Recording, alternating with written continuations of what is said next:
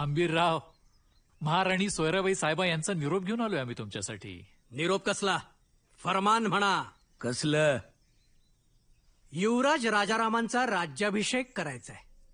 कसं आहे, महाराज गेलेले असल्या कारणानं काय म्हणाला अनाजी पंत? महाराज गेलेले असल्या कारणानं महाराज गेले. अनाजी पंत, जोवर क्षितिजावर सूर्य वर येतोय तोवर सह्याद्रीच्या कुशीतून महाराज रोज उगवणार. या मातीत पेरलेल्या बीजाला जोवर हिरवा अंकुर फुटतोय तोवर या मातीतून महाराज रोज डोकावणार.